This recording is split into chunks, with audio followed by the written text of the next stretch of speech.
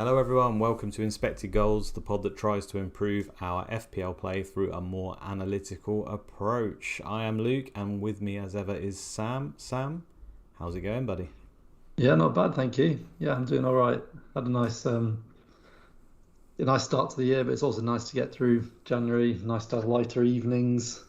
It's nice to have lots of upcoming doubles and blanks to prepare for because this is the part of FPL yeah, apart from actually pre-season, I think this is the part I enjoy the most with all the planning. By planning, I mean keep an eye on Ben Crowland's Twitter and then wait for him to tell me what to do. Yeah, Yeah, how about you, mate? How are things? I'm good. I mean, I went and did the Crystal Maze live experience in London. That was Oof, fun. Our team won. I, uh, nice. I got one of my crystals and failed the other one, but we got the most tickets at the end, so happy with that. I've watched Mayor of Easttown, which was great. I watched the whole series, and now I'm clinically depressed because Rodrigo got injured. So it's been fun. Yeah, yeah. Mayor of Easttown's really good actually. I watched that a while ago. Again, I think I watched it while we were on holiday, and yeah, watched it within a couple of days. Really good show. It's pretty depressing, but not quite as depressing as Rodrigo being injured for 2 months when you've just brought him in. And the same thing happened for you with Dean, didn't it, as well? That's just brutal bad luck. Oh no, I didn't want to use this channel to moan, but I'm going to now, yeah, because it's players that are a little bit different, still pretty good in terms of their expected points, still like slightly off piece, but still like in the realms of being potentially in the optimal teams. And they're players that can make a difference, right? Their effective ownership is so low, so you can actually cheer for them. So for them both to get injured before they even get a chance, that's the annoying bit. Obviously, Yeah. I'd be annoyed if Rodrigo does nothing, like I would be, but you take it on the chin. That's part of fantasy football. But to Mhm. literally get injured in the one double game week you need him for, Yeah. striker on pens, so annoying. Yeah. Yeah. And it's been a pain. Well, for me in general, it's been a painful FPL season. You had a kind of good start, and it's been similar for you since then. Fell off a cliff, yeah. Yeah. But there's lots of little things like again, mate, like we both play Edison. And then Kepa gets a 9 point on the bench. Honestly, that's been absolutely ludicrous. We talk about that every week. Mm. But this game we just gone, I don't know about you. I got 72, which was a small red arrow. But I thought early on it was going to be disastrous because I had Salah and Darwin playing. I think they played in the 12:30 game. Mm. So straight away, like so much money in those two players. Yeah, your worst You've got like, nightmare that you said as well. Kepa gets like points and those two don't, and that's exactly what happened. yeah, literally exactly what happened. Yeah, with Chelsea clean sheet is exactly what I didn't like. Even if Liverpool had scored and someone else had, but at least Edison got six, so he only outscored him by three. But yeah, just so given that start, I was actually okay with the end of it. I think I probably would have had a green arrow if Mitrovic had outscored Kane. And again, I watched that Spurs game and Kane just before half time. He didn't really have a big chance, but just such a good strike. It's just what he can do. He's such a good Mm. player. So Absolutely. good. It's going to happen So again good. this week, right? Because I've got Mitrovic on my bench. Uh, Same. so I'm starting Kepa and I've got Edison on the bench. So we know what happens. City are going to get a clean sheet versus Spurs, aren't they? And Mitrovic is going to break Kepa's clean sheet. It's guaranteed. It's Oh, absolutely yeah. guaranteed. Yeah, Absolutely. I realised that as well. I'm the same. I've got Mitrovic first sub, Andreas second sub. But the thing is, Mitrovic will score, and then you have to wait all weekend, and there'll be a little bit of a rumour about one of your players not playing, or they'll be benched and come on with like 5 minutes to go, and you won't even get Mitro's points. Cla- Classic. Classic That's FPLing. Nearly every week it feels like it. I do wonder if like I suppose they don't. Just like normal people watching football just have no idea of these sub stories. It must be so nice just to like tune in football. Go, oh, this player's playing. Oh, that's good. Let's cheer it on. Just blissfully unaware of like the repercussions of just yeah. 90th minute subs and everything else. But even people who play it but play it really casually, and they're blissfully unaware of like EO, for example, and they might have Haaland and they've not captained him, and they like just sell it, and they'll be like, "Oh, I've got him on my fancy team." They've no idea that's terrible for them. But even if you told them it was, they wouldn't really care. Do you know what I mean? Like FPL just adds a little bit of fun to their life, but they're unaware of all these little details, and they just get in the players who are scoring, and it sometimes works. What a time to be alive. That was definitely me in the early stages as well. Blissfully Yeah, unaware. yeah, Yeah, and Haaland goes and gets 34 points. Obviously, the week after, I triple captain him in a double game week. But anyway, let's stop the moaning. Let's look for positivity and move forward. that was a positive though. Haaland getting that haul was nice. I It know, was. like we don't gain a lot from it, but I had a couple of people in mini leagues who captain differentials, so for mini leagues, it was a nice one just for those few people who went against. Because I mean, we barely discussed captaincy. Nearly forgot to discuss that on the last pod. It was pretty straightforward. I think that he was the best captain last week, so I'm glad that happened. And he's just like, honestly, mate, he just continues to be an absolute joke. Just just in terms of football, like what's he on? I think it's 25 goals now. And Salah and Son, did they get 22 or 23 last season? As by the end of the season to get the golden boot, he's on 25 already, and it's Mental. only just February. Like he's an absolute phenomenon. Do you reckon he'll get 40? I mean, it's looking like if he can stay fit, I don't see any reason why not. It's looking possible. I mean, you just have to throw in a few jammy penalties, right? As well, throw in like 4 penalties, and he's not even had that many penalties. No, that's what I mean. I can only think of about 2. Yeah, that's what I was going to say. Yeah, imagine if they'd had like 4 or 5 penalties and he'd scored them. Yeah, and I think you could. I think you'd be. I think it's probably unanimously agreed that Man City haven't really been firing on all cylinders as well. So there is probably a world that exists where Man City were better than they've been this season, and Haaland was able to achieve more goals. I think that's possible. That could have happened. Yeah, again, 100%. And again, like, it goes. It's so annoying when there was a little bit of a narrative for like a couple of weeks, basically when Haaland had scored like 1 goal in 2 instead of 2 in 2, before he scored that hat trick of like, oh, does Haaland make Man City worse? But it's just complete. I just think it's complete nonsense. Like it's so different to Ronaldo at United last season, where he obviously tactically made them play so differently and completely changed the way they play. Whereas City have all the same principles, just have another great goal scorer in their team, or a great finisher. So I think the idea he makes them worse or as a team is just he's incredible, and he 100% makes them better, in my opinion. And he probably won't be captain this week, which is interesting because I don't know. Maybe amongst more casual players, maybe he will be. I don't know. I don't know. He'll still be highly captained, for that reason. You reckon? Yeah, I'm sure. I suppose not everyone, although effective ownership for Rashford was like close to 100% last week, but I think a few people put the captain's armband on as well. So I don't know. It'd be interesting to see what the numbers are after it ticks over. Anyway, let's move on. So I'm going to bring up on your screen, guys. This is a common sight for probably everyone watching this, which is Ben Crellin's tweet about his permutations for the game weeks coming. It goes up to game week 32. Hopefully it's not too small there. Yeah, at Ben Crellin on Twitter if you don't follow him, obviously. This is, the thing of beauty in front of us that we've got to plan with. Implications of double game weeks in 22 and 23 that everyone knows about. They're already cemented. And then it's 25 where I think it's all but confirmed. It's just the possible double game weeks that are there that could lurk in, but all the blanks are confirmed. That's right, isn't it? There's no other ones that could potentially drop in. So that's where my sort of immediacy is at the moment. I've kind of got an eye on 28 because that's not fully known yet. But that's kind of the limit I'm planning up to myself, really. Probably just trying to get players sorted for 25, but making sure they're also good picks in the lead up as well. Is that where your mind is at the moment, or are you looking a bit beyond that? Yeah, same as you really, because I think if you begin planning for 28 now, even though you look at some of the permutations of the FA Cup, and there are certain fixtures there. Well, according to this, for example, which is all these percentages are based on like odds, bookies odds of teams going through to the next round, etc., which impacts blank and double game weeks. But even the ones there that are like 65 to 95%, like you just don't know for certain. You've got so much time to decide anyway. But there's so many there that are around, or like Liverpool, Fulham, Leeds, Wolves, all 35 to 36%. Like it would massively change my plans if Liverpool do or don't have that. And I don't know, that they could easily have that double game week. They could easily not have it as well. So I don't think there's any point really looking that far ahead, because it might be fun to have a plan. But I just know that for 25, won't play a chip. And just thinking about getting through from 22 through to 28. Yeah, hopefully through 28 as well. Without using any chips. But yeah, it's how you use those transfers now, because I just think what's really important to bear in mind now is, whereas it's slightly different from like a really random one-off double game week where a team just has a reorganized fixture for another reason and there's no other double game weeks either side of it.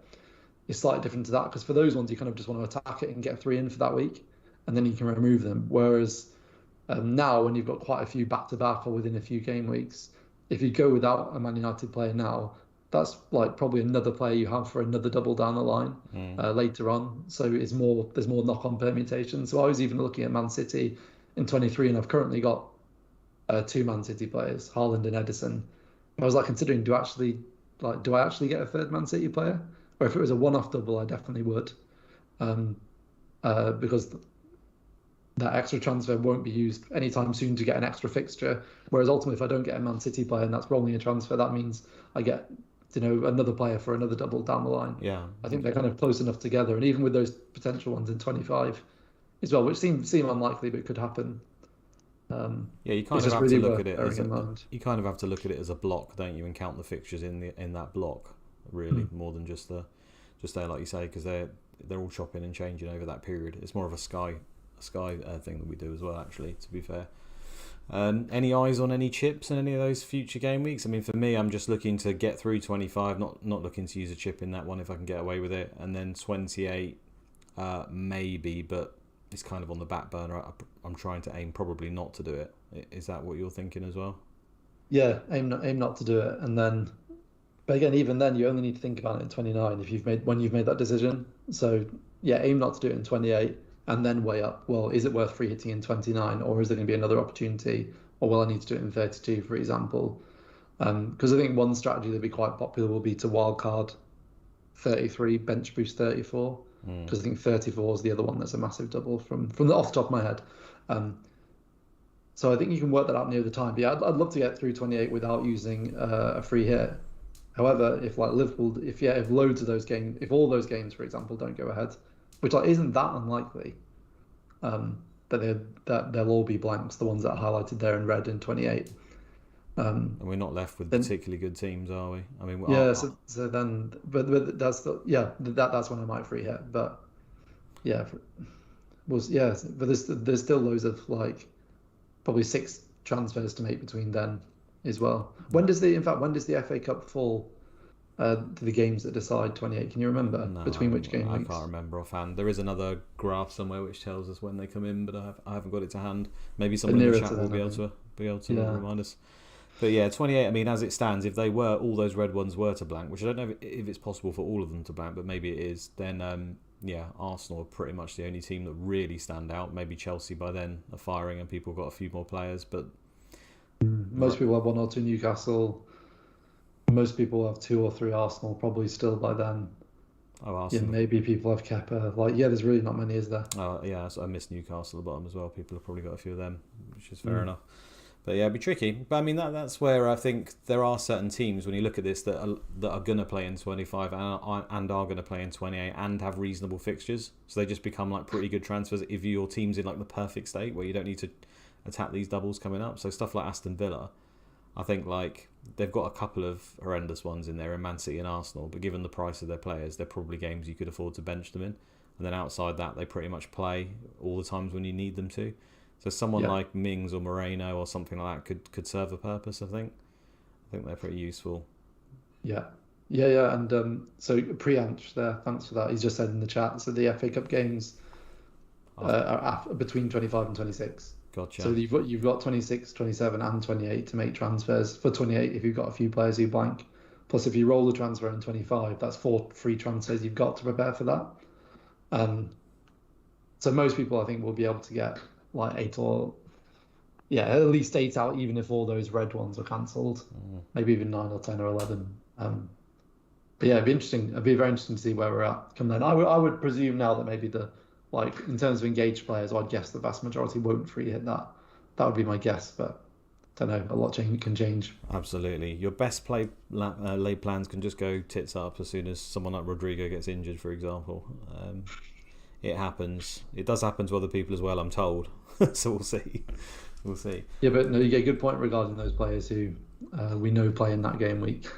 And then we know play in 25 as well, for example. Yeah. I think there's obviously a limit, isn't there? You're not just going to bring someone in just because they play if they're bad options. And I don't think Mings and Moreno are the best option in the world going, but they serve a purpose and they're okay. I mean, there's other teams there like the Crystal Palace players and the Bournemouth players who potentially, they are going to play all those games, and then we can have doubles littered in all over the place as well. And I'm sure that they may gain some attention nearer to the time, but it probably doesn't feel like you want to go for them quite yet, right? Because they're probably not going to get many points at the end of the day. Yeah, no, yeah, I completely agree. I think Leeds is an interesting one, isn't it? Particularly just because they've got the double straight away. But then it's just defensively, um, it's the fact that if you look at the clean They're sheet odds, shite, you can it's say. not that, yeah, their clean sheet odds even in a double are like really bad this week. Mm. It's like they're both like about 30%, for example, something like that. Um, and then they've got United, who are playing really well. That's unlikely a clean sheet. Yeah, they're really poor defense. So, and then, but I think the interesting one is now we know. Sorry to rub it in, but now we know Rodrigo is out long term. I wonder if Bamford then becomes an option for some people this game week if they've got a certain setup with their team. Um, so, for example, if there are people who have Kane in their team and actually they're wanting to, um, I know you wouldn't be. Oh yeah, no, yeah, Spurs don't double, do they? Yeah, and they want to move off Kane now to redistribute the funds if they particularly want Fernandes, for example. Maybe the route to do that is Kane to Bamford, and then, for example, Almiron up to Fernandes. I wouldn't be surprised if you go in that direction. Yeah, I think if we could say that Bamford is going to stay fit throughout this, and obviously with Rodrigo's out, then he kind of becomes like a really enticing option. Obviously on penalties has a great record whenever he actually starts games in the Premier League. Stats were very good as well, so I wouldn't have a problem with that. You get him in for a double. I think I've got Tony sat in my team who at any point could get banned, but then also he's got a good game this week home to Southampton, and then after Yeah, that.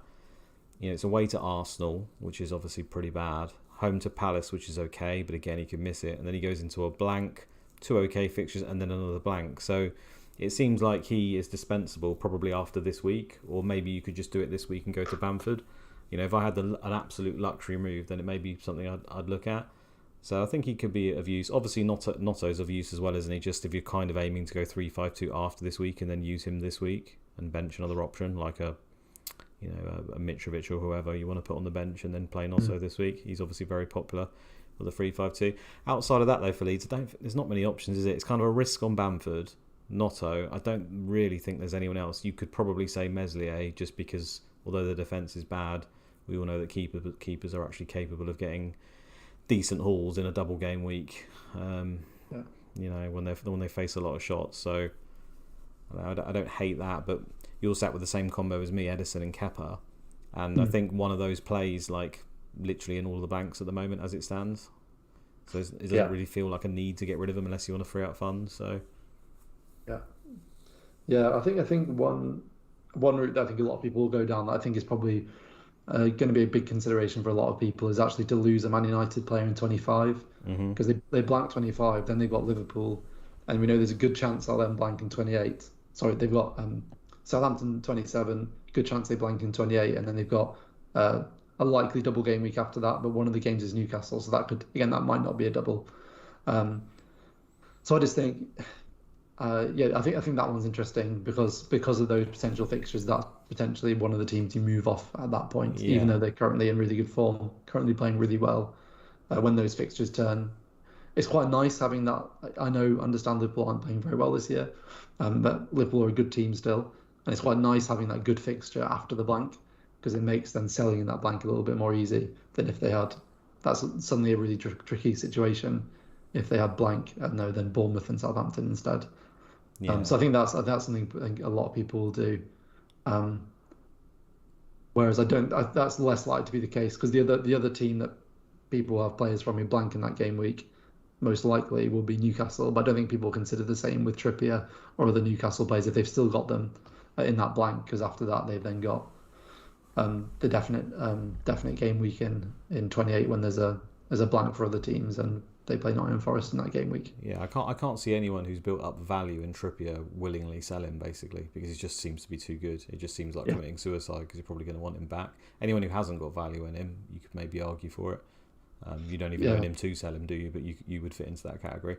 I yeah, think I think in 25 the Luke Shaw to there's quite a few options I think that will open themselves up at that point. Potentially Chelsea, who play all of the games, play in 28 with a decent fixture in that, and then maybe a double in 29. If Reece James is back at that point and people have got the cash, I think it's like Shaw's 5.2. I think James is 5.7. It's like zero point 0.5 in it.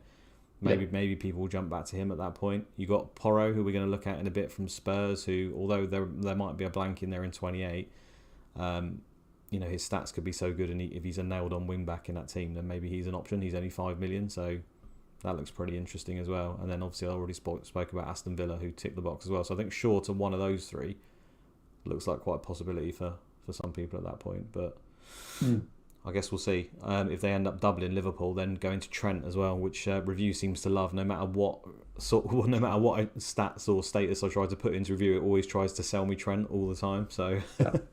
My top three. So I put my team through Review today. I always try and think through my moves as much as possible and look at the underlying data myself, and kind of come to my own decisions, and then I look at Review after that, and it just wants me to the same things. It just wants me to consistently sell Salah for Fernandes this week, and then in 24 I think it is, get in Trent, or maybe it's even next game week. I can't remember. Yeah, next game week for that Everton fixture, get in Trent and just keep him, and then it wants me to get Salah back in 25, which I obviously would do if they double. The route is to then sell Rashford in 25, which made me initially think, actually, I wonder why that is. Why would he sell Rashford? And that's when I then looked at the fixtures and realised, actually, yeah, maybe that's something I've missed, actually. Because I was really reluctant to think about selling Salah this week, because I think I'd want him back soon. And I know I don't want... It's more that I don't want Fernandes long term. And I thought, if I sell him, I'll then get tempted to use the money in the bank, and it'll be hard to get back to him. But I don't think it will be too hard to get back to him. No, he's probably not going to go up in price, even if he does anything. That's the thing, because of the way it is. You don't lose value selling him either. No, I bought him at 12.7, and he's 12.7 now, so I'm fine. But yeah, I mean, that's my dilemma this week, really. Now Rodrigo is out, he's caused me issues, because I've got Salah in my team, and I can't get to Bruno from Rodrigo, so I don't have Bruno. So I'd have to sell Salah for Bruno, and then either bench Rodrigo or take a hit and bring someone else in. And when we start talking about hits and benching those players and doing all that, and then I want Salah back probably afterwards, it starts to get messy. But it's so different, yeah. But it's tricky, isn't it? Because Bruno has got, fantastic EV for this week, and his fixtures afterwards are good as well. So, I'm really on the fence there. Like you, I don't really want to sell Salah for Bruno, but the machine's telling me to do it as well, despite my Rodrigo mishap. It's telling me to take a hit this week. But does it want you to do Rodrigo to Matoma? No, it wants me to do Salah to Bruno, and it wants me to sell Tony for Notto. So it would be a hit to take Tony out when he's home to Southampton and Salah versus Everton. It just doesn't feel right. Yeah, that'll be because I like future EV with Brentford blanking in 25. Absolutely, I think. Yeah. I mean, I've got a plan for Tony later, but that Rodrigo thing has completely messed me up, because I was going to have that player as a double, obviously, and then just do Salah to Bruno, and it would have been fine, no hit. I would have been okay, and then I can literally reverse the move in the coming weeks. But yeah, enough about my team. There's a couple of questions in the chat I may as well answer while we're here. Alex Mika says, what are your thoughts on an Arsenal defender or a third attacker going forward? Not many options in defence, make me lean towards Gabriel. I've got Gabriel. Have you got Gabriel, Sam? Yeah, I've had him since game week 1, I think. Yeah. I mean, as we've both got him, I think he's fine, and I think you make a good point, because especially in 25 it's hard to find defenders. I don't think it's a problem to go either way. I know Arsenal haven't been keeping a particularly high amount of clean sheets recently, but I don't really let that impact me. They're still in the top 2 defences in the league. I think if I had the choice and there was no other issue, I'd have triple probably attack at the moment. But I've got Gabriel, and I see no urge to fix it, and he does fill that hole. So if you're looking for a player either way, I think it's absolutely fine to go there. That would be what I would say. Yeah, I would say, I just said I've had him since game week 1. I haven't actually. I remember I started with triple Arsenal attack, actually.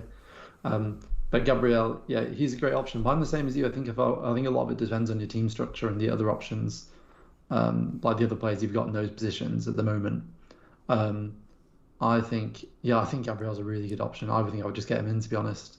But I would say generally with Arsenal assets, I've seen a lot of people wanting to switch around. For example, say they've got Martinelli wanting to make the switch to Ødegaard, which again I get. If I was wildcarding now, I would 100% go Ødegaard over Martinelli because of the threat of Trossard reducing Martinelli's minutes. But I really just don't think it's worth transfers. And even though it might feel like you have luxury transfers, like this week your team's looking really good and you've got 2 free transfers. Again, if you use that transfer and do, I don't know, Martinelli out to someone else with a plan to get Ødegaard back in, you still ultimately use the transfer up that could be more valuable in the future. So I don't think it's worth switching around personally. No, I think it's fine if it's like part of a hokey cokey, as in you're taking him out to get, say, Bruno this week, and then you go Bruno back to Odegaard rather than Martinelli. I think that's okay. And I think if you had 2 free transfers and you're going to burn one, then yeah, you could just do it. But other than that, no, I'm with you. It's much of the muchness. It could easily be that Martinelli was on fire more than Odegaard in the first part of the season, and now Odegaard seems to be above Martinelli. There's nothing to say it won't revert back the other way. Yeah. I would still be cautious about doing that, I think. I would just question, is there another route I can get to Bruno, for example? But if there isn't, I suppose I wouldn't be totally against that.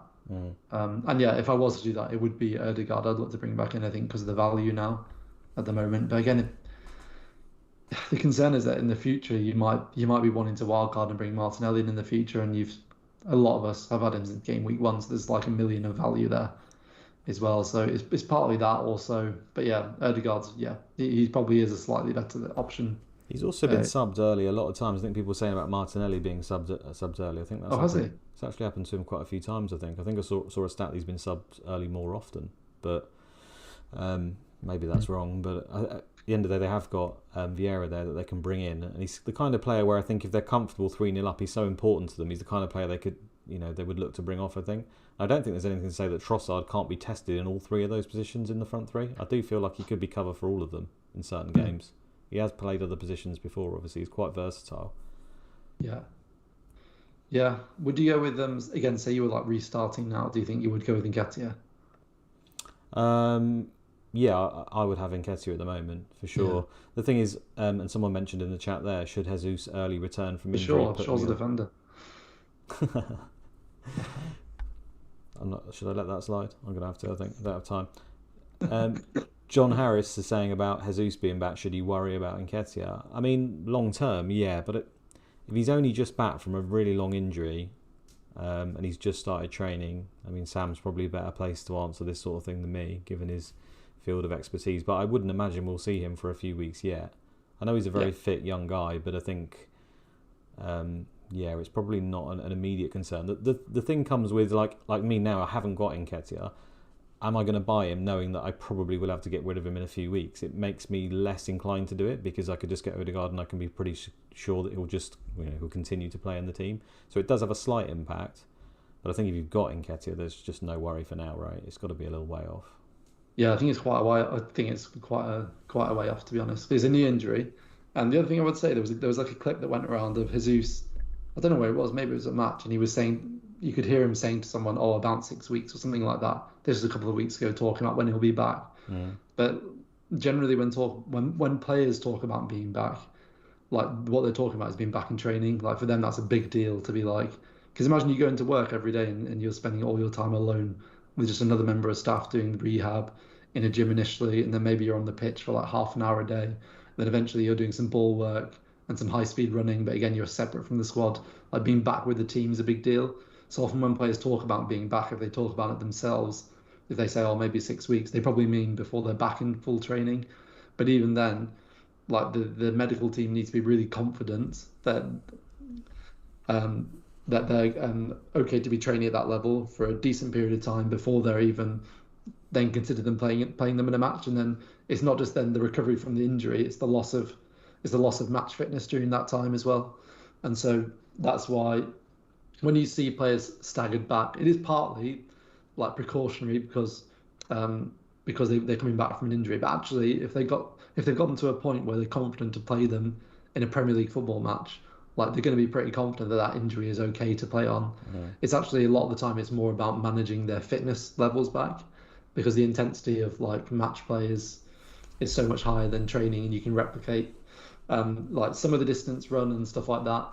But you're never gonna run the distance or do the amount of high speed running or close to it in a training session compared to a match, because the amount of time it takes to recover from it. So when he's talking about being back, he probably means back in training, and he probably got another few weeks anyway. So I think he's probably quite a way off. From that clip, I remember I think he said something like 6 weeks in it, and that was a couple of weeks ago.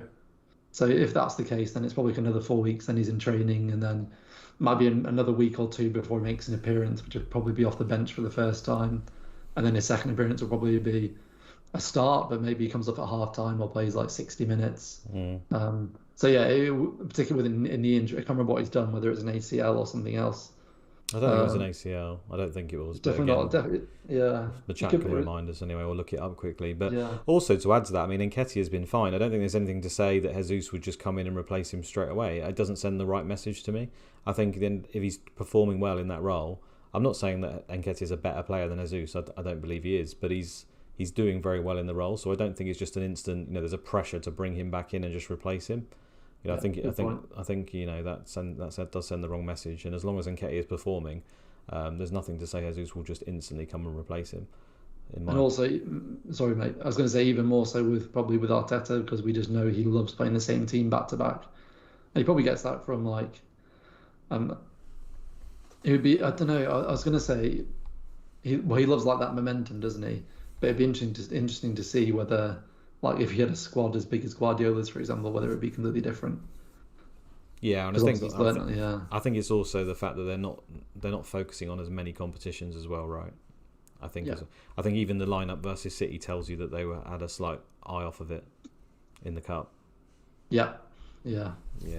Which makes sense. I mean, they're well primed to win the Premier League, aren't they? At the end of the day. Did I see another question here? I did. James Power about Lewis. We'll talk about that at the end. I'll talk about City very briefly. We'll move on now to some of the new signings that have come through in the January window. Some of them came in early, some of them came in towards the back end. But I just picked a few basically in each position that stood out to me in some way. And I'll be honest, it was scraping the barrel in some situations. So here is defenders. Christensen's is probably not even going to play for Leicester. I'm not sure. He's a young kid, but I put him on here. And I think they signed another player, which I didn't have time to change, but again, I'm not sure anyone's even buying Leicester defenders.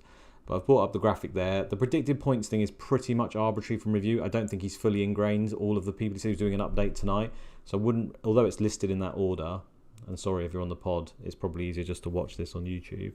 I would probably ignore that. I've also put in arbitrary X-Mins figures.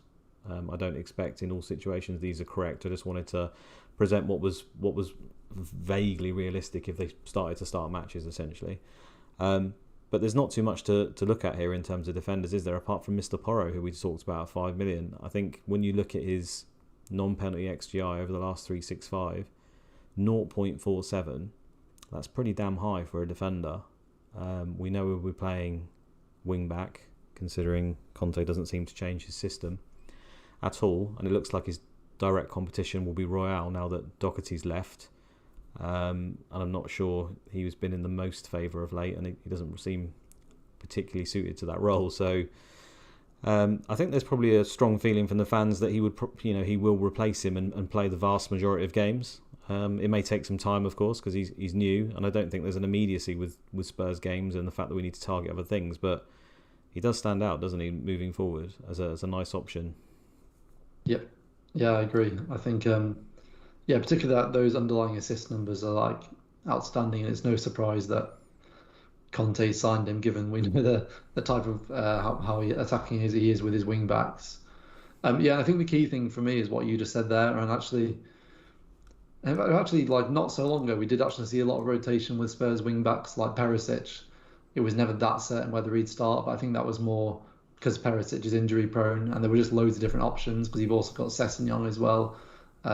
At the time, they'd signed Spence, who's not really played much. They had Doherty and Royale as well. So there has been some rotation there, but it doesn't seem likely that that's what he's wanting to do moving forward. I think it seems highly likely that Porro's been bought to be their first choice, like consistent starter at right wing back. And I think if anything, you're probably likely to see Royale come in maybe in the really, really tough games if he really just wants to park the bus, essentially, which you probably wouldn't want to play Porro. But Perisic is an age thing as well, right? Surely. I mean, he's the profile, and he has played a lot.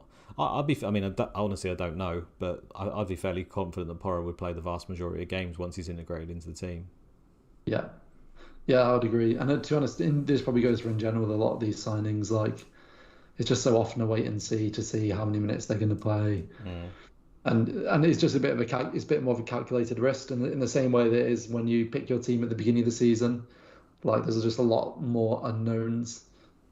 But because of his underlying data, he's one of the ones that you'd be way more likely to just jump in on. And 5 seems cheap for me for that reason. Everyone seems cheap, don't they? All the new signings seem to be underpriced across the board to me. And I mean, it Yeah, was at but the it's because beginning. they have to do it. Yeah, because they have to be consistent with the rest of the game, I guess. So yeah, I guess compared to like someone like Luke Shaw, maybe it's not that cheap. But yeah, maybe that's something they'll change for next season, which we seem to mention every podcast. Yeah. Um, but I would, yeah, I think he could become a good option, but he's not one to suddenly get now. No, no. Um, I don't think there's any um, need at all now for any of the defenders, to be honest with you. I wanted to mention just a couple of the others. Moreno stats, I mean, they're not brilliant, but at the same time, they're not, they're not terrible. I think he probably will play Digne. I think it was, yeah, amongst the fans, it looked pretty clear that he didn't fancy Digne. And like we've already mentioned, he does play across the blanks. So I think people may well look to him instead of Mings just for the spicy factor of the fact that he's a bit more of an attacking fullback than Mings is. So might be one to keep an eye out for. And Woba, I don't know how to say it, it's Wobber or Woba, but he I noticed he took a free kick the other day, I think, and someone said he may even take penalties, which I don't believe that's the case, but if he does, then suddenly it would be of a little bit of interest if he starts to take the odd free kick or penalty. But playing in a Leeds defence, it's a hard sell, isn't it? that's the thing. I think he's a centre back, isn't he? But he can play. Yeah. He can play left back because I remember Seb. Again, I don't know if it's Vassal or Wassel. Just like I don't know if it's Voba or Woba. Seb Wassel. Anyway, Seb on Seb. Twitter, who a lot of you will know. He predicted their lineup for the first game and thought he might fill in at left back, but he ended up playing centre back and seems to be like first choice there already. So we know he's going to be. It seems like he's going to play regularly for Leeds, but it's not. Yeah, 4.5. I guess that's the cheapest you could ask for, isn't it? He's not going to be 4.0. No, let's move on to midfielders. I've got 2 slides for midfielders, and I've picked, I think, 12 in total. There's obviously quite a lot, but I went through most of them that have signed, if not all of them that I thought would be relevant, and I basically looked at their non-penalty XGI, and just only picked the ones with substantially high. So right at the top of all the midfielders was Gakpo, and we already know a little bit about him. Obviously saw him at the World Cup, and he's been playing for Liverpool a few games. He hasn't really impressed so far. I think that's the general consensus. But his data from the Dutch league is still really, really good, and he's got decent predicted points, and his is probably more accurate because we've got a little bit of him actually playing, and I think review will have already looked at that across the fixtures that he's got. I think that's as a basis of Liverpool are well sought after because the potential double and they play across. I mean, I don't think he's an option at the moment, but maybe he could be in the future. I think it's going to be an annoying one where he is going to suddenly feel like he's becoming an option as he settles into the team, starts to perform better, and then Diaz is going to come back from injury. Jota will probably be back, and because he's a left winger, isn't he, Gakpo, primarily? Yeah, he can play like in the 10 or He left can wing, play, but they've been playing him yeah. up front as well. It's been very strange. Yeah, so I feel like he's going to become a good option just as those players return. But yeah, we'll see. Like his underlying numbers, they're miles ahead of any other player apart from Maduke. I don't know if you pronounce that as well. Yeah, that blew On that list, that but blew. that's a very small sample size. It's not that small a sample size. It's like 987 minutes or something. So it's a decent enough sample size. That blew me away. His non-penalty XGI. I mean, I don't know whether this guy's going to play, but that is incredibly high, 0.97. I'm informed. I've never seen him play, so I'm not going to pretend I have. But apparently, he is an out-and-out winger. He's extremely injury prone. So Okay. I did a bit of because I was looking at his data and it was like I don't know. I just saw a list of how many goals he'd scored and how many appearances, etc. But it was like something like 30 appearances over 2 seasons. Oh, really? Okay. And then I read that he's missed 48 matches through injury over the last 2 seasons. So he's missed significant chunks with lots of little recurring injuries and then one long-term one. Sounds perfect for my team then. Yeah, so it fits right in with your philosophy. Yeah. But yeah, so that's the thing. I think that's the reason. So even though that's the reason because that data is from the last year. Yes. But yeah, the reason that data set's so small is because of injuries. But yeah, it could be an interesting one, but they've just signed so many players. Yeah. It's going to take a while to work out how they're going to consistently line up, or even if they will consistently have a similar lineup. Well, that's it, and he's playing for Potter as well, right? Which adds another factor on there. So I just don't think he's an option at all. But we have to be aware of how good those stats are. So if he starts to play regularly, then we've got to turn our eyes, I think, because that is incredibly high, that number. Dan Juma, people know a little bit about from Bournemouth, I guess. He kind of had some problems of late, but at one point he was looking like a really, really good player. His numbers are still high, but I guess with him again, he's playing. He's for Spurs, so it looks like it's cover, right, more than anything. Unless they're going to change their setup. Kulusevski, Son, and Kane look fairly nailed on. Richarlison can't even really get much of a game. So to add Dan Juma to it, it just doesn't seem like he's an option at the moment. Tete, I think that's relatively high. Leicester, I think he's probably got more of a chance of coming into the team fairly quickly, given the fact they haven't really been achieving much. I know they've got Barnes and obviously Maddison and Vardy and stuff, but it feels like they might find a role for him. But again, it's going to have to be a wait, isn't it? You just don't know. Wait and see. Yeah.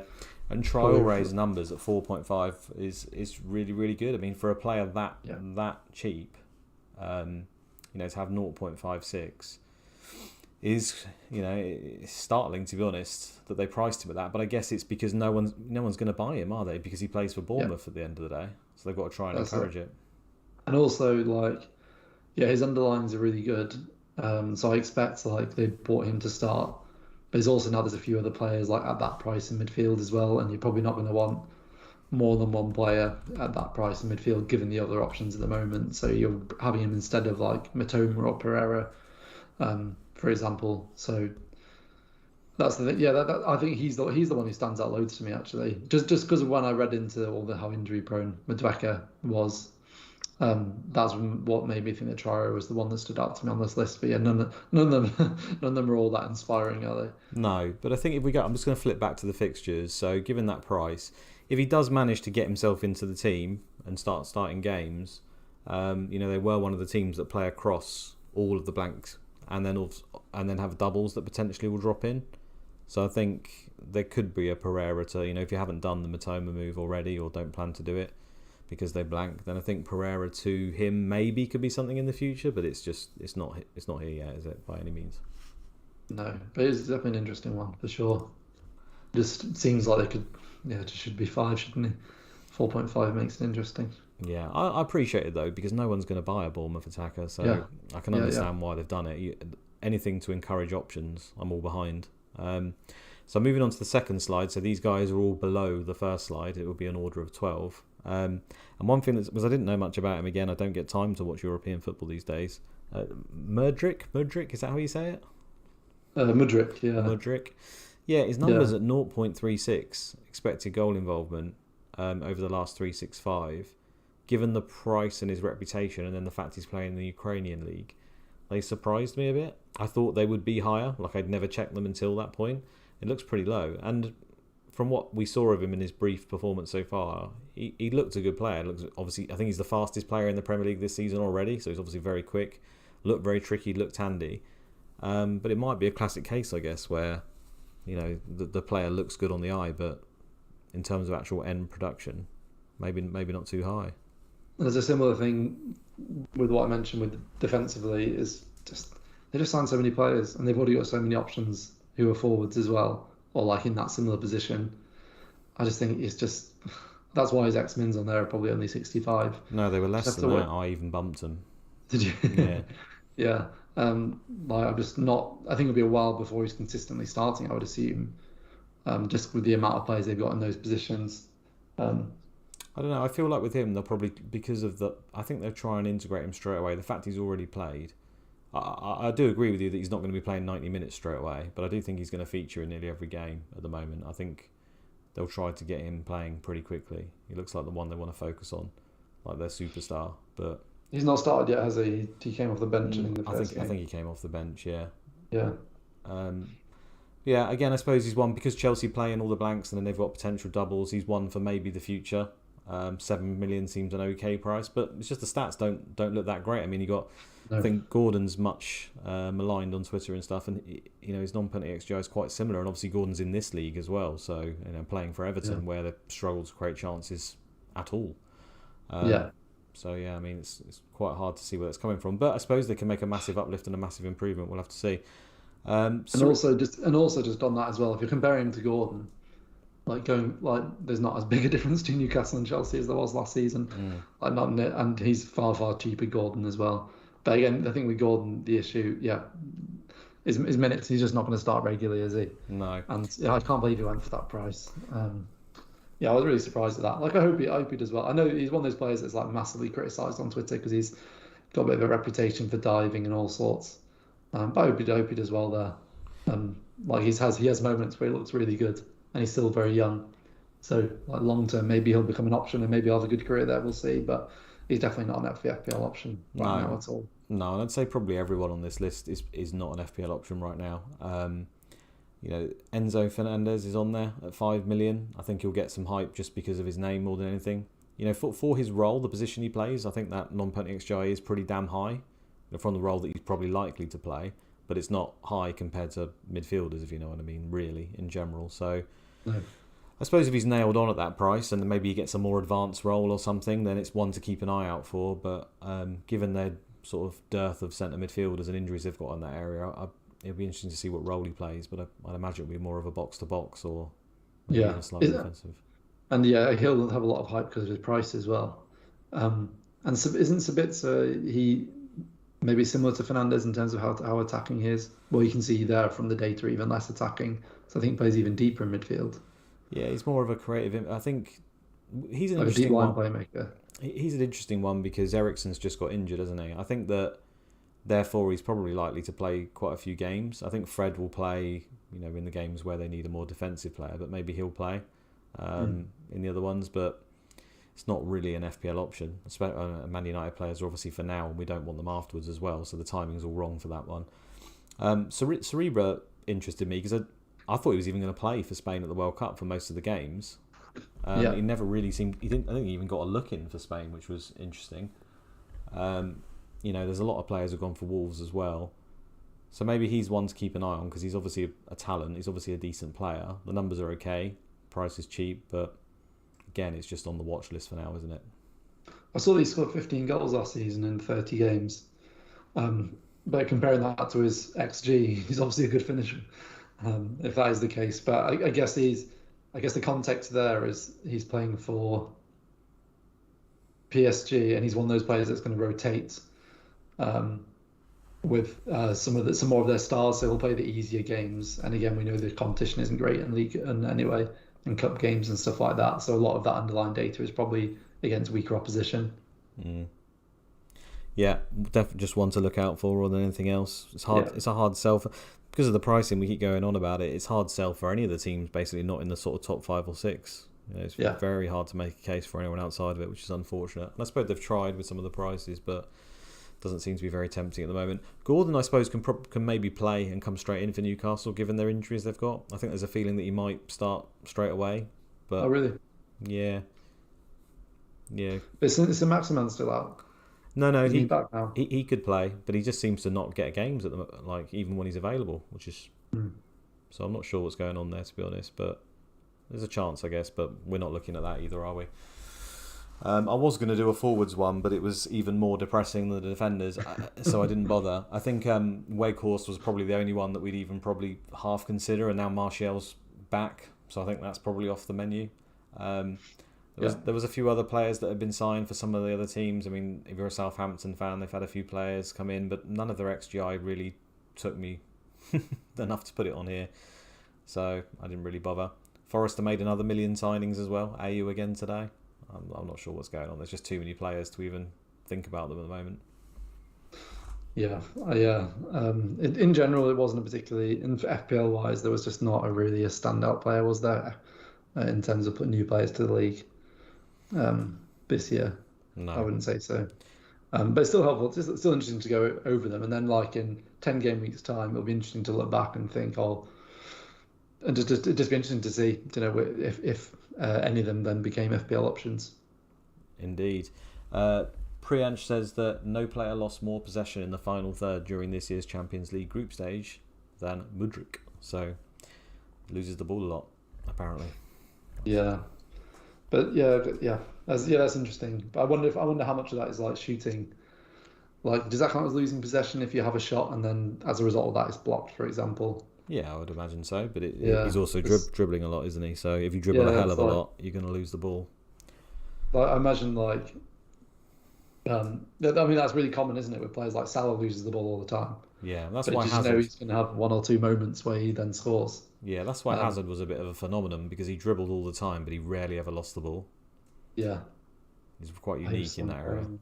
he's like Hazard's just fall from the moment he like arrived in Real Madrid was crazy. It happens a lot, doesn't it? Players go He from the was, Premier League to Real Madrid and then just end up not being that good. he was just phenomenal, wasn't he? And then he just suddenly was bad. Yeah, remarkable, really. You never can tell. Should we move on to Man City and then go over some Twitter questions? Absolutely. We're going to try and fire through this. I've just switched over. Now, this isn't the team I expect to play Spurs before anyone jumps out and starts having a panic attack, although, I think it could be one of these teams. This is just a general sort of chat around Man City and how they're playing at the moment. And you're probably seeing it well documented by everyone because it's a popular topic that they've moved to this kind of setup in play where they have the three defenders, you have the two in midfield where one of the fullbacks is inverted. They've got the two aggressive eights, the two wide men, and then Haaland up top. Now, Pep can play other formations, obviously, and he does do quite often.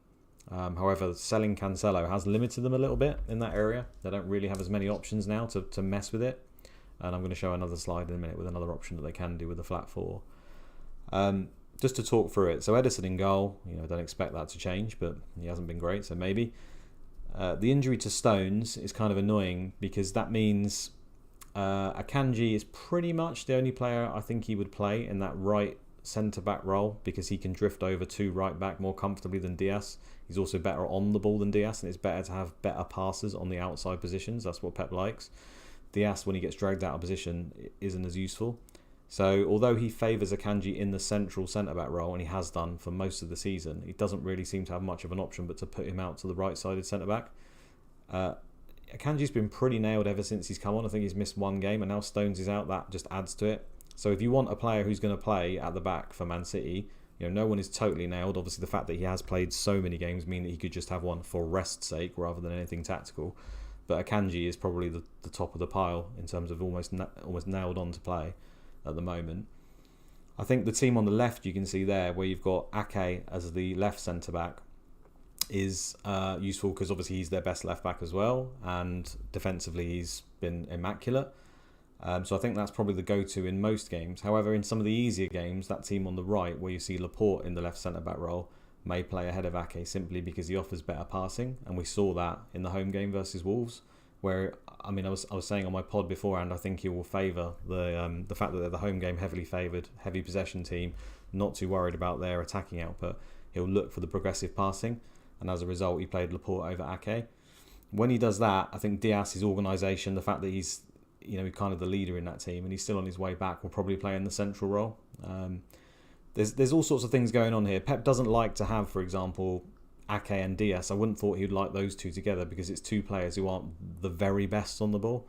He likes to have at least two players that are quite good on the ball, and he likes to have a little bit of pace as well. So he'll mix it up depending on the opponent, is what I'm getting at. I also think in this setup here, you'll see where Lewis is in midfield. Walker can play that role in midfield. Like he was playing in midfield before Lewis was a thing. It's happened numerous times before. So, he's not nailed by any means. I think he made a comment very recently that people may have seen on Twitter where he said that if the other team goes man to man, then Lewis isn't the best option. Walker is better in that scenario. So if he thinks the other team will literally mark him up man to man, he will play Walker and either as a traditional right back or even in midfield, and he won't use Lewis. Spurs didn't play that way last time they played, so I imagine he'll probably play him again. In fact, the team on the left, the fact that Stones is out, was pretty much the team that plays Spurs, apart from Alvarez played instead of De Bruyne. And that's what I was getting at next, is the fact that I think this week it's not absolutely nailed that De Bruyne plays. I mean, they won that game 4-2 without De Bruyne, and Alvarez played that role. Alvarez again made the difference recently with his shot that they scored from on the rebound, and he was great, and he was praised again. The only caveat I'll have to that is De Bruyne missed training in the lead up to that Spurs game. So you could say that he wasn't fully fit or he wasn't completely available. So it's not a complete nailed on. But I think there's enough doubt to say that for this game you can't say for sure that De Bruyne will play it. I think he probably will, but it's not for sure. So I think those that were sat with De Bruyne in their team and they're umming and ahhing whether to go to Bruno this week or do the hokey cokey in any way, I think with that on top, with the slight doubt around him playing, I'd be inclined to make that move. Interesting. Yeah. But the double the following week does make it easier. It also counteracts that though, doesn't it? It does, but I suppose that's why I say hokey cokey if you want to bring him back in, but then you don't necessarily have to go to De Bruyne after that. You can maybe go to Mahrez, right? True. It opens up your options. Yeah. I think where Gundogan is, he's the best at the aggressive 8, but Silva we know can play that role, so he can come in. He's not really an option as a result of that. And then you've got Grealish, Haaland, Mahrez across the front. We know that at the moment Grealish is ahead of Foden, and Foden's got the injury as well, so it's fairly secure there, but you can't get conned into thinking that Grealish is going to play when Foden's fully back. They will rotate there, so I don't think either of them are an option, unfortunately. Yeah. And Mahrez is pretty secure. I mean, he's playing so well. My issue with Mahrez is the fact that he always plays the Champions League games, and then if he's playing every game and the Champions League games, although I think he can do it, I think there will inevitably come a time we will get a rest, and Bernardo Silva is probably the only other player in their team at the moment who can really play that role. Like Foden can, but he seems reluctant to use it. But I think that's fine, right? If Silva comes in for Mahrez like one game in the future, it's not really that much of a problem. So I still think Mahrez is just a really good option at the moment. Yeah. So a couple of questions. So in terms of defensively, Laporte can play in those two different... Can potentially play either at the centre of the three or the left of the three. Yeah. And do you not think that makes him more nailed than Akanji? I don't, because there's other things going on with Laporte. The fact that he apparently maybe wants to leave, the fact that he's not particularly happy, the fact that he's heavily injury prone, and it's been mentioned quite a few times recently, he can't necessarily play games in quick succession. He is a great player though, so there's other things going on, but I wouldn't trust it fully. Like he could play Diaz and Ake. I'm saying I don't think he will, but he could do. He could do. Like it against Spurs, for example, where Kane have got a threat and they are away from home. It would make sense, for him to say, okay, I don't favour the build up in this game. I'm going to favour, the aerial threat, and I'm going to play Ake and Diaz alongside Akanji, and then that'll try and counteract their set pieces and their aerial threat. Like it just depends what he feels for that particular week. We all know that none of them are nailed as a result, and we can't comfortably say Laporte's just going to start playing again because we haven't seen it yet where he starts back to back in games. And do you think that my other question was going to be this formation they're playing at the moment? Do you feel like that's pretty much cemented, particularly with the sale of Cancelo? I mean, they've got so many centre backs, so playing three at the back just makes more sense at the moment, given the lack of depth on either side. I mean, it's going to be his go-to in most games because it's the players he's got available and it's how he's making it work. But if they don't perform, then Pep will look to ways to change it. He always does. And that brings me on to the other team that I've just brought up on the slide now, which is when they look for a flatter four. And I do think they will still do that.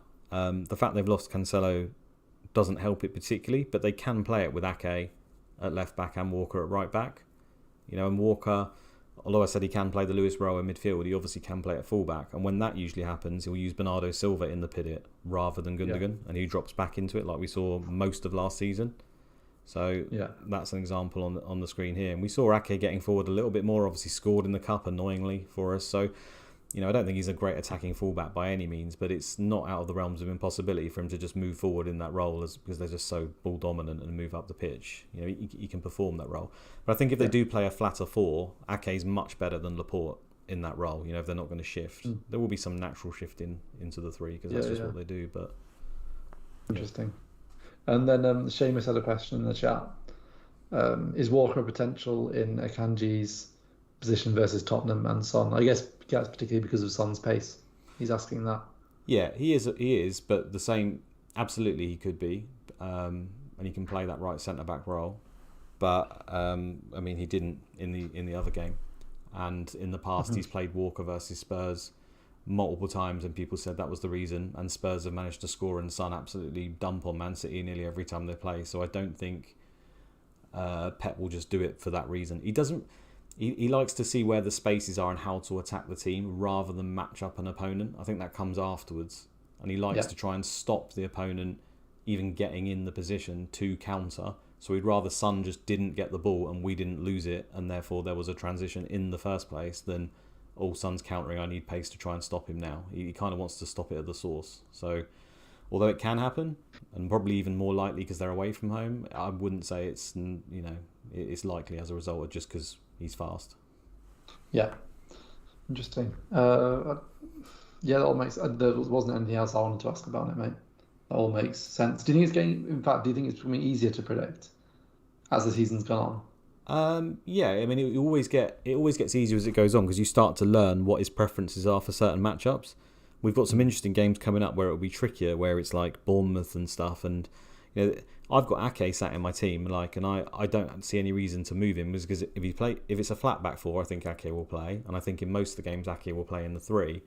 But it's just those easier home games, like a game versus Bournemouth, for example. Do I think Ake will play, or do I think he'll go for a passing player? I think it's more likely he probably doesn't, and that's the annoying part of owning him, right? But it just takes too much surgery. Again, if you ask me who's the best three to have, I think it's Ederson, Mahrez, and Haaland. I think those are the three best to have. De Bruyne's absolutely fine, but I've never liked him as an option. As I always say, he's too expensive for me, and I think this week is a slight risk. But I think those three are the best. And then if Mahrez becomes a problem when the Champions League starts or he falls out of form, then you just get rid of it. But I'm happy to keep Ake for now. Yeah.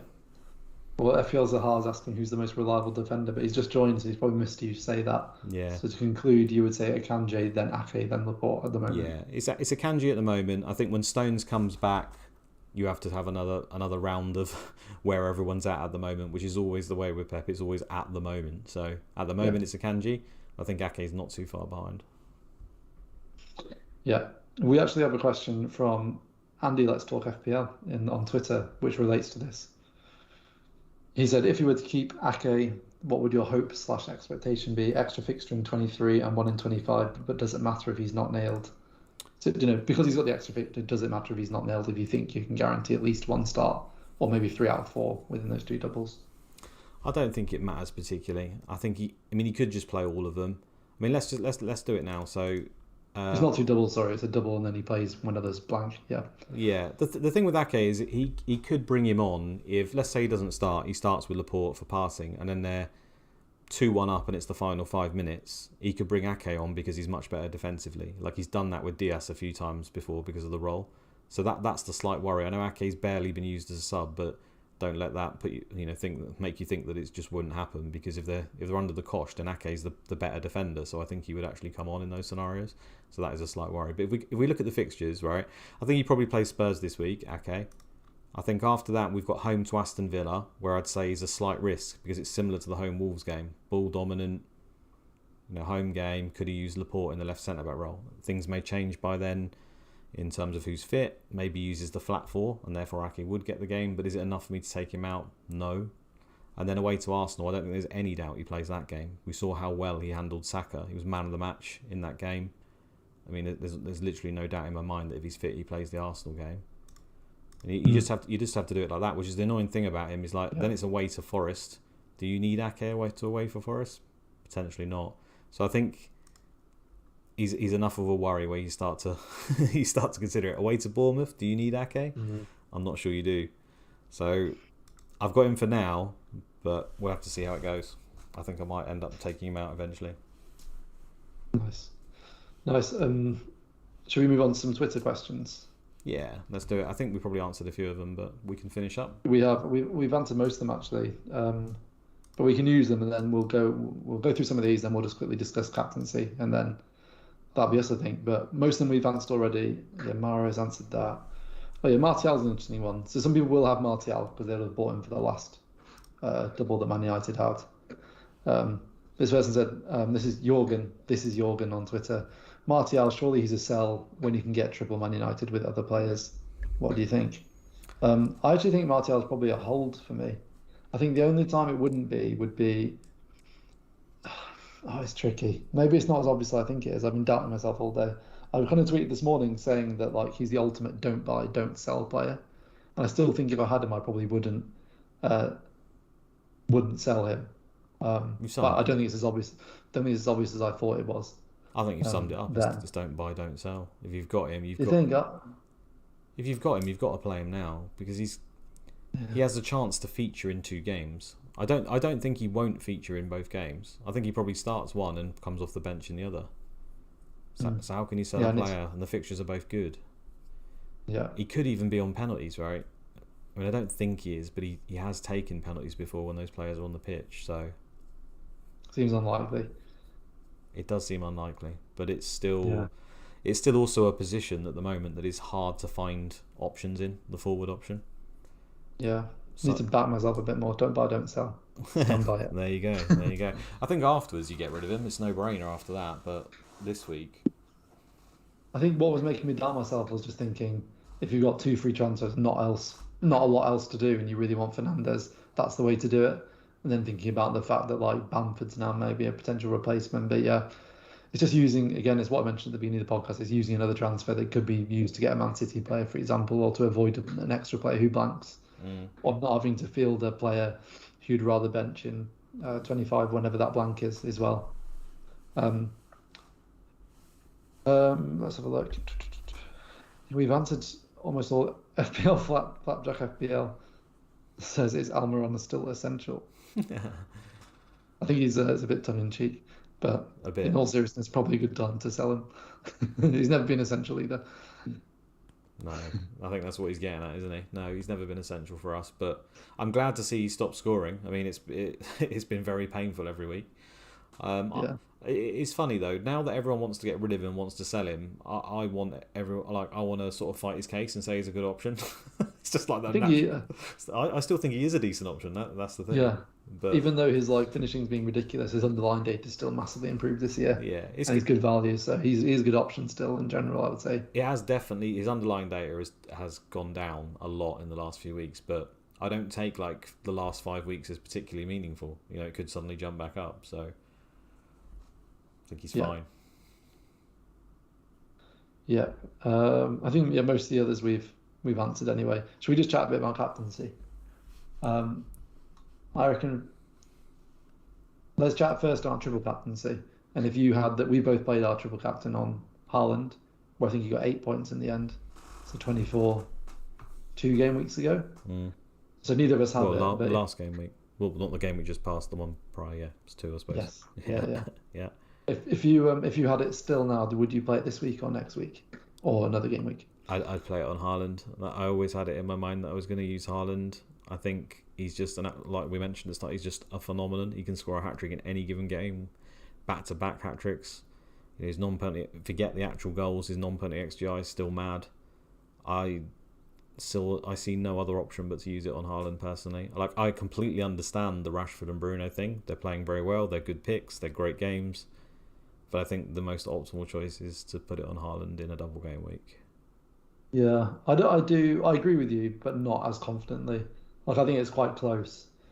But for me, the main reason I'd play it on Haaland is, even though the fixtures are worse because they've got to play Arsenal in that double game week compared to the 2 United have, I think his quality outweighs that. But I also think that his minutes, like I think most of us, including me, have like massively underestimated his minutes all season and expected a rotation. It's just never come. So I think he'll start both those games. I think he'll probably play 90 minutes in one of them as well, and probably like 60 or 70 in the other or something like that. So I would just still play it in that game week. I still think for the same reasons you said. But I think it's fairly close. I think Rashford and Bruno are both good options this week as well. I think the best time to play it was when we played it. I've not changed my mind, even though we've got 8 die on that hill. No, I just want to touch on that on Haaland on the expected minutes thing. We've seen already, right? If Man City are massively up, then they'll take him off like they did recently. It took him off on like the 60 or something minute when he had a hat trick, didn't they? Have we seen that before then, though? Yeah, we've seen him take him off. Yeah.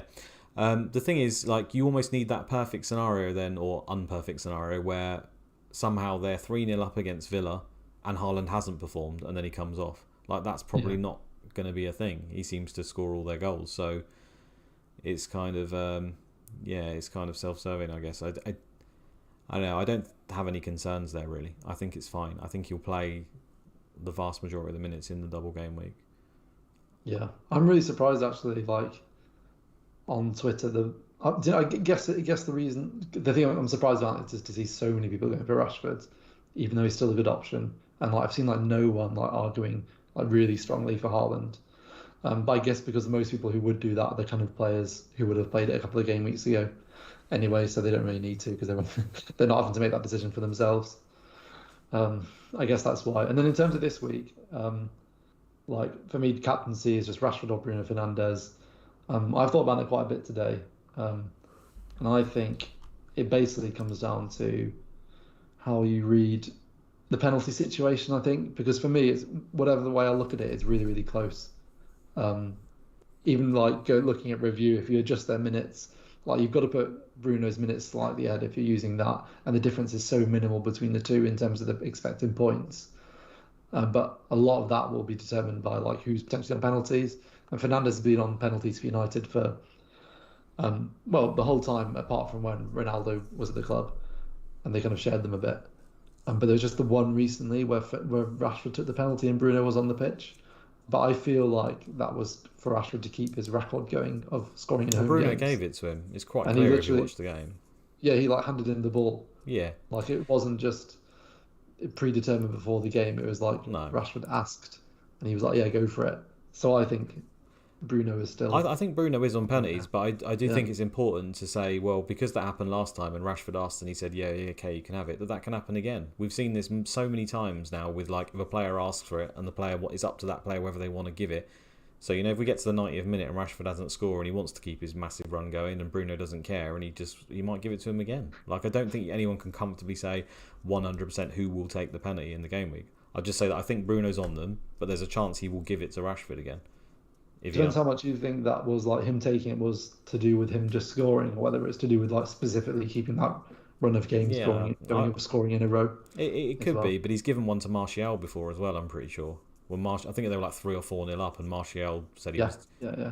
Yeah, so we just don't know the scenario. I think it's safe to assume that Bruno is on them, but it's just not guaranteed that he's going to take them. So, Yeah. and it's not like it is a factor, but it's not something that's particularly in our control. Mm. So I just think I like Rashford as captain. To be honest with you, I just think he's got better data, more likely Yeah. to be the striker. I really like the games for him. You know, we'd said Martial's back. We know that he plays well with Martial, but at the same time, if Weghorst plays, then we've seen that Rashford's played well with Weghorst, and he's more a foil as well. So I think they both will play minutes up front between them, those two. I don't know. I don't think there's anything else that has to be said. I think Rashford's fine. I think they're both fine, and I think Rashford is just better personally, very Okay. slightly. Very slightly. Okay, yeah, that's what I think it's close. So I will like if I edge towards one of them, I'll go for them. But if I'm really, really completely unsure, I'll be very tempted to go for Bruno. If I'm just completely 50-50 on it, just for um to try and get the bigger rank rise, high risk, high reward, Yeah. potentially Does anyone a know huge the rank drop as situation? well. Because Eriksen's taking a few set pieces, right, and now he's out injured. So is Bruno most likely to take the set pieces now? Um, yeah, you'd think so because he did take a lot of corners, doesn't he, Ericsson? Yeah, on Yeah. free kicks. Yeah, I'm sure. I mean, their corners have been terrible for a while. I know I'm in a group with a load of Man United fans saying that Eriksen's like helped them out massively because they've been bad, and it was Bruno on them previously. But it's just another string in his bow, isn't it? If he's taking them, that I suppose could edge it that way. If he's saying he's on penalties and set pieces over a double, it just feels like Bruno will probably pick something up over this double, as he's just in. You know, he's got a finger in so many different pies. Mhm. But Rashford's just the guy who could hit a couple of braces. Yeah, he's playing absolutely brilliantly at the moment as well. Yeah, he is. Yeah, cool. Don't think there's anything left to cover, mate. Shall we leave it there? Yeah. One other thing, maybe if I don't think people say that if Eriksen's out, Fred's most likely to come in and Bruno Fernandes stays where he is. But is there not a chance that they drop Bruno Fernandes back a little bit and then they bring in one of the other players in the front three? Because you've obviously got Sancho on the way back, you've got Garnacho, you've got Yeah. Anthony, you've got more players available that could play in the front three positions. Like, I don't think it will happen, but if they using Fred in a centre midfield role versus Palace and Leeds just feels a bit meh. Maybe they want to bring Bruno back and get more creativity there, or I don't know if Sabitza's like fit and available to come straight into the team. That would quash that straight away. But are these not considerations? I don't know. I haven't watched any other pods this week from Man United fans, but Yeah. No, that's a good point actually. That's worth looking into. I'm just laughing because I've just seen in the chat. Gianni's just posted in the chat. Balls, I'm so late, literally as we're about to do the outro. Well, the good thing is, Gianni, you can watch it all back, my man. Yeah, I was catching up on Happy Valley. Nice, good show. I Christ. think Gianni started his own YouTube channel today, like done his first video, so go over to his channel and subscribe as well. Love that. He's like book signings, isn't it? And appearing on GMTV. He pops up as soon as he needs his name mentioned. Love that, Gianni. Bruno being deeper would be amazing for us on it. So it is something that's being discussed then. I haven't looked at anything this week. It just came to me that it could be an option if Eriksen's out, but I don't know. I guess we'll have to see. Yeah. Should we wrap it up? Yeah, let's wrap it up. Yeah. Okay, guys. Thanks a lot for watching. You know the crack. Like, subscribe, all that joy. Share for us if you can. I think that's the main thing we're after, just to reach more people in general. We're not really bothered about the likes, but I suppose apparently it does something for the algorithm, so that would be useful. Classic Gianni, says James. Yeah, we're not going to slag him off too much. Have I ever told you that he actually knows my brother and they went to the same school and he's from Bedford? Did I ever tell you that? Oh, well, no, I didn't know that. Just coincidentally, yeah. Yeah, Bedford's just full of fantasy royalty. We're just a town full of it. Brilliant. Yeah, thanks, guys. Thanks for tuning in. Well, we finished actually within. We've still never done one less than an hour, you know. Have we not? But no, this is just over. But it means Gianni's got plenty of time to watch it back before he goes to sleep. Absolutely. Right. Catch you later, guys. See you on the next one. Good luck. Cheers, guys. Bye bye. All the best. Triple Captain Haaland.